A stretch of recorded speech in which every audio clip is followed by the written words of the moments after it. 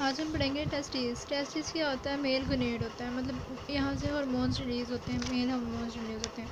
ये फीमेल में ओवरी की तरह का होता है, मतलब जो ओवरी भी गोनेड, फीमेल गोनेड होती है, ये मेल गोनेड होती है। अब ये जो स्क्रोटम के साथ जुड़ा होता है by the spermatic cord, spermatic cord के साथ के जरिए ये स्क्रोटम के साथ जुड़ा होता है। इसके दो पोल्स होते हैं, अपर पोल, लोअर पोल।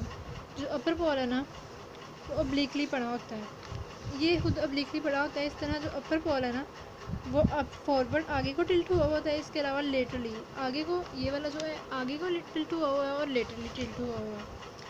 जो लेफ्ट टेस्टिस है ना, वो भी स्लाइटली लॉन्गर होता है, नीचे को होता है राइट से, क्योंकि स्पर्मेटिक कॉर्ड जो लेफ्ट वाली होती है ना, वो लंबी होती है।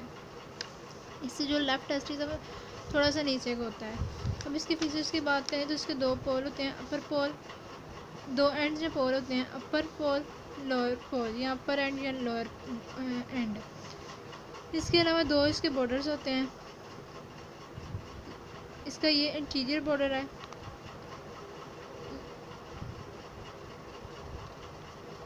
ये इसका पोस्टीरियर बॉर्डर है, ये इसका इंटीरियर बॉर्डर है। ठीक है,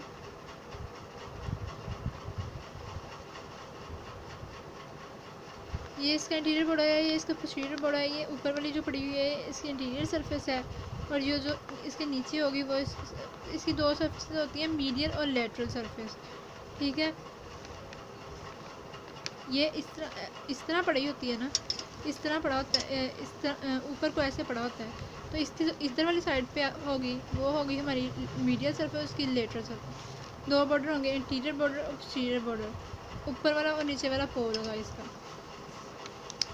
ठीक हो गया। इसका जो अपर पोल होता है ना, वो कन्वेक्स होता है और स्मूथ होता है। अब दोनों पोल अब कन्वेक्स होते हैं, ये भी कन्वेक्स है और ये भी कन्वेक्स, और इसके अलावा स्मूथ होते हैं। जो अपर पोल है ना, वहाँ पे अटैच होती है स्पर्मेटिक कॉर्ड। स्पर्मेटिक कॉर्ड को अटैचमेंट देता है अपर पोल।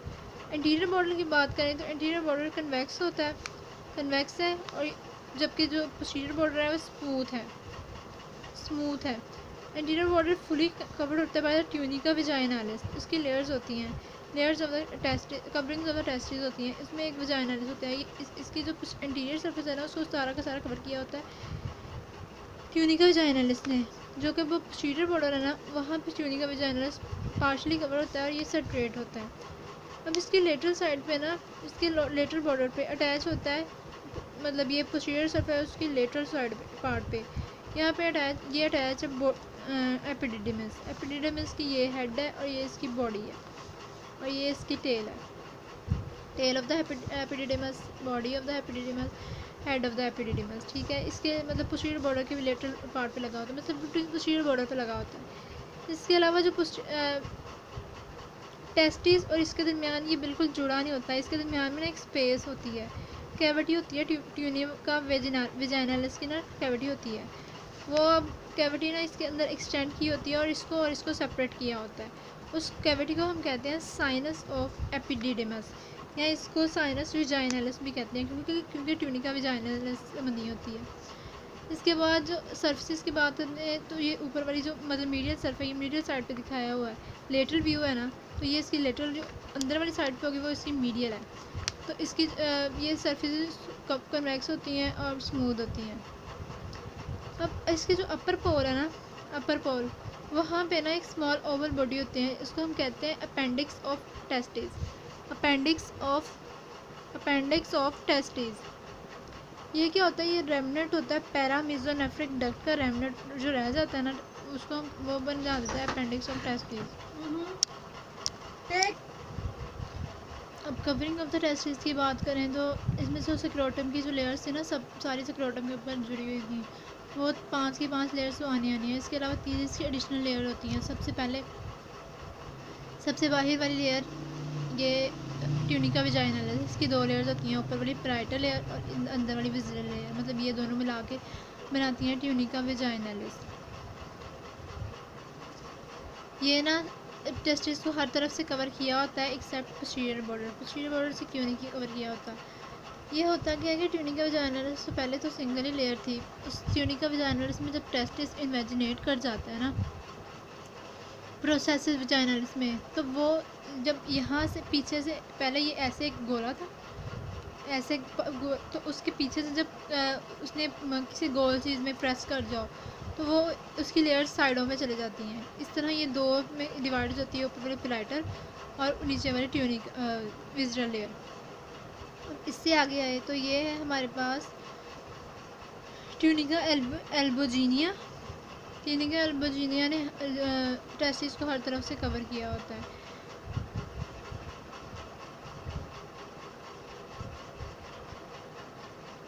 अब इसको ना, अब ये ट्यूनिका एल्बोजीनिया है, मैंने पहले बताया, इसको जारी बात है इसको भी कवर किया होगा इसने। जो ट्यूनिका विजाइनल्स है वो उसके हर तरफ है, एक step posterior border. Posterior border से जो भी टेस्टिकुलर आर्टरी, वेसल्स, नर्व्स वगैरह हैं वो आती हैं। अब ये जो ट्यूनिका एल्बोजीनिया है ना, ये इसके जो पोस्टीरियर बॉर्डर पे ये थिकन्ड हो जाती है और एक इनकम्प्लीट वर्टिकल सेप्टम बना देती है। उसको हम कहते हैं मीडियस्टिनम टेस्टिस। मीडियस्टिनम ये खाना यहाँ पे थिकन्ड हो जाती है और वर्टिकुलर सेप्टम, इनकम्प्लीट वर्टिकल सेप्टम बना देती है। उसको हम कहते हैं मीडियस्टिनम टेस्टिनम। ये मीडियम सेप्टिनम ऊपर से वाइडर होता है और नीचे से ये छोटा होता है। ऊपर से ये बड़ा होता है, नीचे से ये कम एज़ कम्पेयर टू नीचे के कंपैरिजन में ऊपर से वाइडर होता है। अब क्या होता है कि यहाँ से ना मीडियस्टिनम टेस्टिस से ना सेप्टम निकलते हैं और वो टेस्टिस को ना लिब्यूल्स में डिवाइड कर देते हैं। ये जो पिंक नज़र आ रहे हैं ना, ये लिब्यूल्स हैं। ये लिब्यूल्स में डिवाइड कर देते हैं, 200 से 300 लिब्यूल्स में डिवाइड कर देते हैं। ठीक है, अब सबसे अंदर वाली लेयर है जो ये ट्यूनिका वेस्कुलोसा, ये इनर मोस्ट लेयर होती है, वेस्कुलर कॉर्ड बना देती है, लाइनिंग बना देती है। हर लिब्यूल के अंदर लाइनिंग जा रही है ये। इसके बाद जो हमने साइनस ऑफ एपिडिडिमस की बात की थी कि जो विजाइनल ट्यूनिका विजाइनलस है उसमें और ये एपिडिडिमस के अंदर बना हुआ है।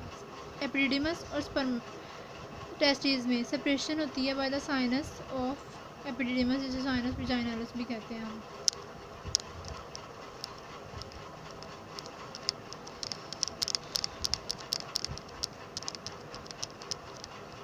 आगे हम बात करते हैं स्ट्रक्चर ऑफ द टेस्टिस की। स्ट्रक्चर ऑफ द टेस्टिस, अब हम स्ट्रक्चर ऑफ टेस्टिस में बात करते हैं तो सबसे पहले ये लिब्यूल्स बने हुए हैं। ये लिब्यूल्स छोटे छोटे लिब्यूल्स में तकसीम हो जाता है। ये 200 से 300 लिब्यूल्स होते हैं।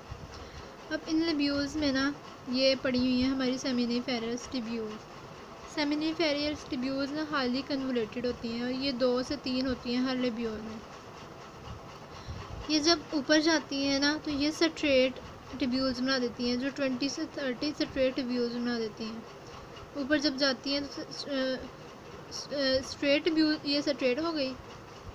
जब ऊपर जाती है तो स्ट्रेट हो जाएगी, नीचे कन्वर्टेड होती है। जब ऊपर अब ये जब टिप पे पहुँचेंगी ना, एनास्टोमोसिस आपस में ही स्ट्रेट टिब्यूल्स एंड अब ये जो स्ट्रेट टिब्यूल्स थी ना मीडियस्टिनम में दाखिल हो जाती है। तो सेपरेशन होती है between the testis and the epididymis. ये एपिडिडिमस है सारा।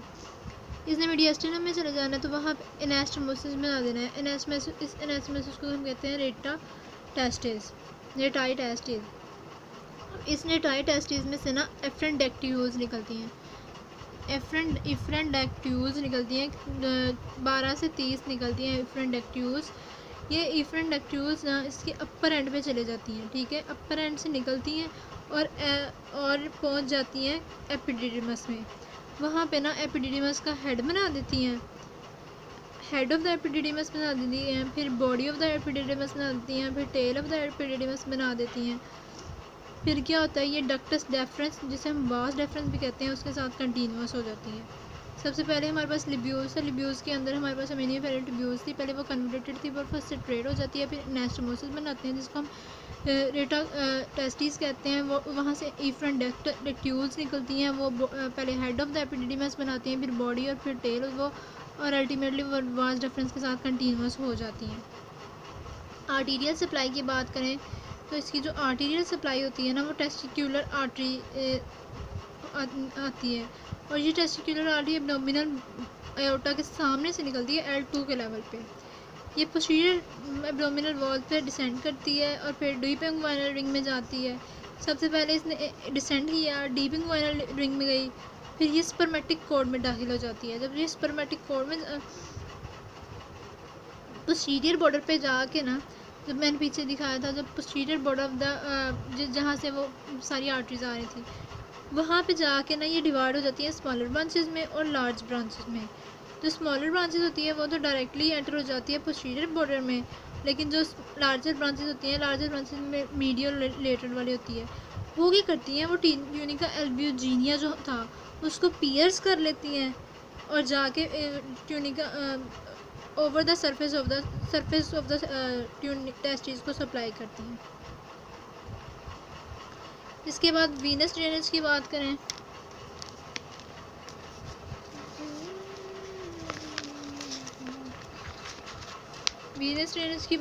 तो वीनस ड्रेनिंग ना पेनिफॉर्म प्लेक्सिस के थ्रू होता है। इसके ना 3 पार्ट्स होते हैं, इंटीरियर पार्ट होता है, मिडल पार्ट होता है और पोस्टीरियर पार्ट होता है। जो इंटीरियर पार्ट होता है ना, वो टेस्टिकुलर आर्टरी, अब ये टेस्टिकुलर वेन है, इसके साथ साथ टेस्टिकुलर आर्टरी भी होगी। टेस्टिकुलर आर्टरी के अराउंड अरेंज होता है। जो मिडिल पार्ट होता है वो डक्टस डेफरेंस के अराउंड अरेंज होता है, और जो उसका पोस्टीरियर पार्ट है ना, वो आइसोलेटेड होता है। अब ये क्या करता है, ये है सुपरफिशियल इंग्वाइनल रिंग, ये डीप इंग्वाइनल रिंग है।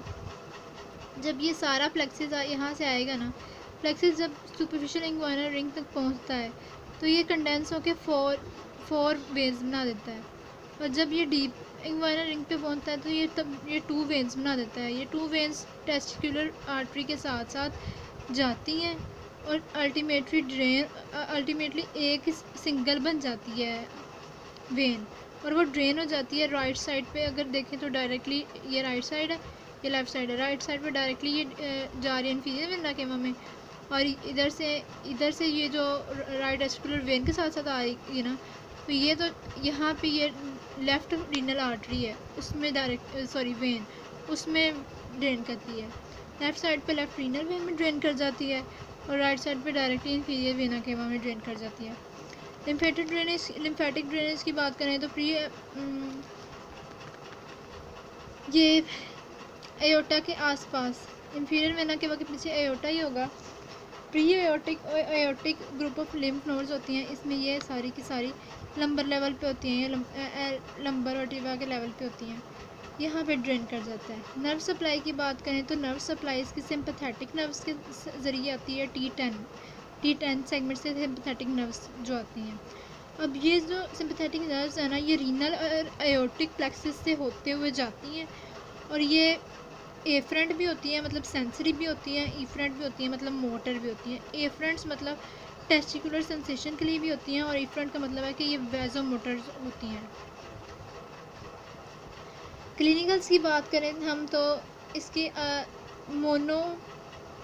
मोनोर्किज्म या एनोर्किज्म हो सकते हैं। मोनोर्किज्म का मतलब है कि मतलब टेस्टिस एक साइड से ना हो तो मोनोर्किज्म, अगर दोनों साइडों से नहीं है तो एनोर्किज्म, मतलब ए बिल्कुल ही नहीं है, मोनो एक तरफ है।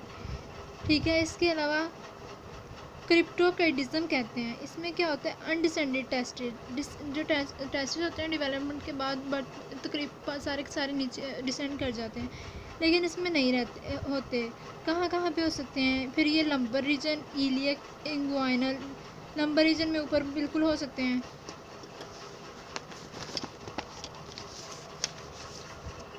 ये लंबर रीजन मतलब एब्डोमिनल में हो सकते हैं, इसके अलावा इंग्वाइनल कैनाल में आ सकते हैं, अपर सेक्रोटल में आ सकते हैं। अब इसके फीचर्स क्या होते हैं अनडिसेंडेड टेस्टिस के, इसमें क्या होता है कि हो सकता है कि मतलब टेस्टिस अपनी डिसेंडेड मतलब बर्थ के बाद नीचे कम्प्लीटली डिसेंड कर जाएं। अब इसमें ना स्पर्मेटोजेनेसिस नहीं होती, अनडिसेंडेड में स्पर्मेटोजेनेसिस नहीं हो सकता कि ना हो। अनडिसेंडेड जो टेस्टिस होते हैं ना, वहाँ पे मैलिग्नेंट ट्यूमर्स बहुत ज़्यादा इनके चांसेस होते हैं, और इस कंडीशन को ना हम सर्जिकली करेक्ट भी कर सकते हैं। अब आगे अगले क्लिनिकल की बात करते हैं, एक्टोपिक टेस्टिस।